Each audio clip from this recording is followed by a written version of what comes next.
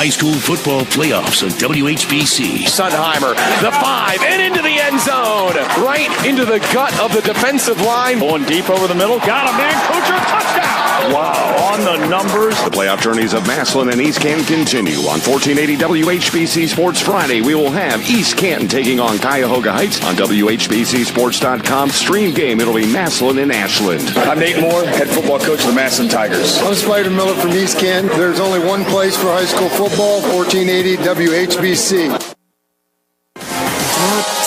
Doctor, bottle it up. Canton's Morning News with Pam Cook, Jim Michaels, and John Bozica. Stream us anywhere online. We're live and local at WHBC.com. I suppose I'm supposed to be afraid to talk to Dr. Stan today, but I'm not really. But fear is our topic. Good morning, Dr. Stan Anderson. How are you? Good morning, Pam. Yes. Have you ever heard that statement, be afraid, be very, very afraid? Yeah. I have to tell you, we call them issues, my mother and I.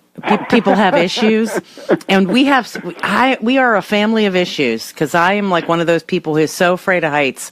And I've never gotten over it my whole life. Where does all that come from, people having those kinds of fears and phobias?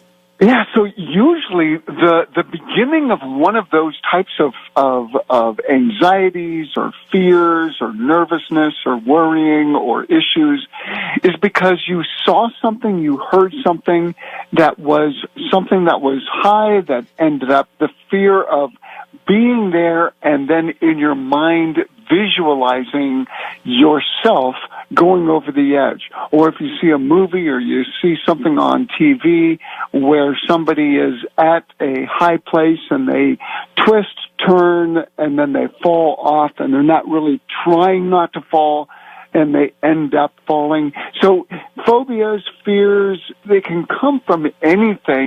So it's usually an association from something that you have seen earlier in life. Yeah, I fell from a top bleacher at a car race, and that was it. Yeah, I was okay. I didn't get hurt or anything, but I fell for pretty high distance.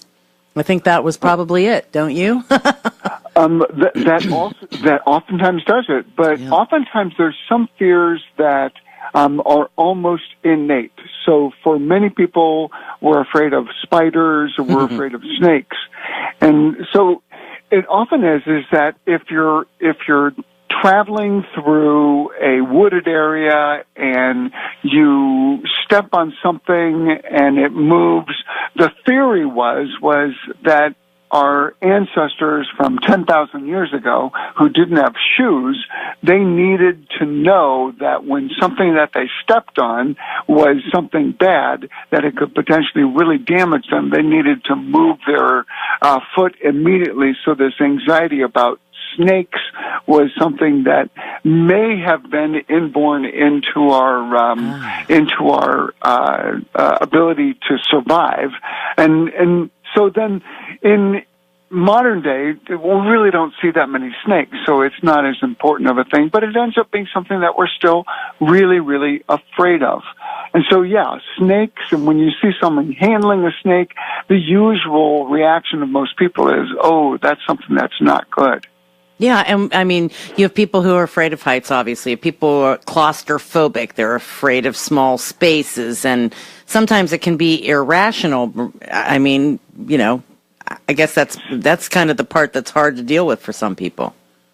So phobias are a more extreme form. The president of the American Psychological Association ended up saying that about 11% of all people end up having phobias of some kind. And that's where the fear is so intense that it basically causes you some significant reaction during your life, as opposed to, I'm afraid of certain things happening during Halloween, so I'm not going to go to the scary houses.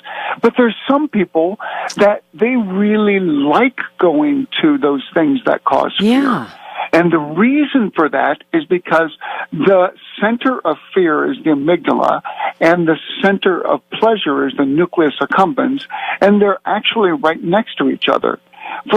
For many of us, a little bit of fear actually brings out a great amount of tension, which then leads to pleasure. So for many of us, a little bit of fear is really pleasurable. Okay. And it's kind of weird to try to understand that, but think of it as adrenaline. There are people that are adrenaline junkies. Why is that? For most of us, if we get some adrenaline surge, that fight or flight reaction, that is not a pleasant experience. But for many of us, that fight or flight actually revs us up and we get charged up because of it. So it all has to do with your genetics, your DNA, and your neural structure in your brain as to whether or not you're going to be one of those people that enjoys the little bit of fear or is really adverse to it. Yeah, I never understood why a haunted house was fun. So where does anxiety fit into all of this? Yeah, so you end up getting all of this adrenaline surge as a reaction to it, and anxiety is a normal reaction to try to want to not have those bad things happen. So fear and anxiety are very much two sides of the same coin. The more fear that you live with, the more anxiety you're going to have as a response to it. And then the anxiety ends up oftentimes being just overwhelming, and that becomes the dominant or the key issue. And then with anxiety, you often get depression that goes along with that. So anxiety, fear, depression, they're all kind of starting to mix together, even though they're in different areas of the brain. The hypothalamus ends up having different areas where it specifically is revved up, but it still ends up being, it's all kind of there.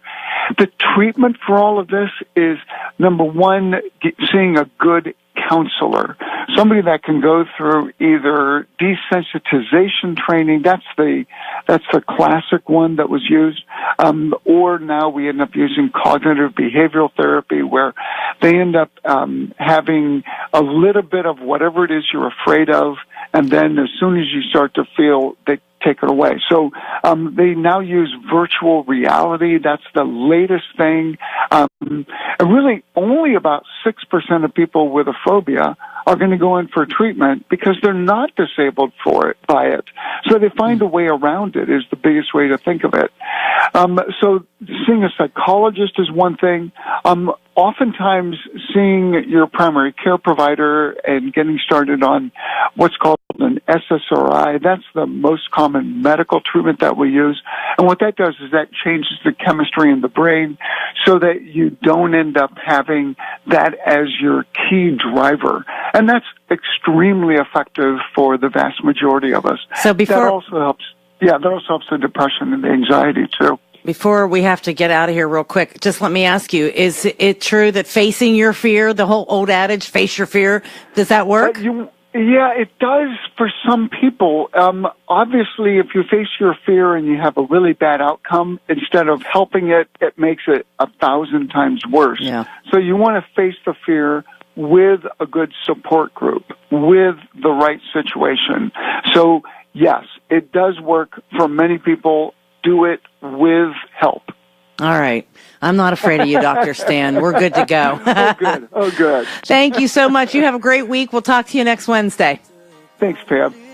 I'm a believer, believe me, this love is a drug. I suppose that means I have to walk to the tallest building in Canton today and look down. No, not happening. Anyway, 28 minutes after 6, we have 33 degrees, a very busy election night across Ohio and here in Stark County. Jim has all of the results for you here. Jim Michaels in the newsroom coming up in 2 minutes. Want worry-free flooring? Innovia Extreme Clean Carpet from Hosner Carpet One has permanent stain protection built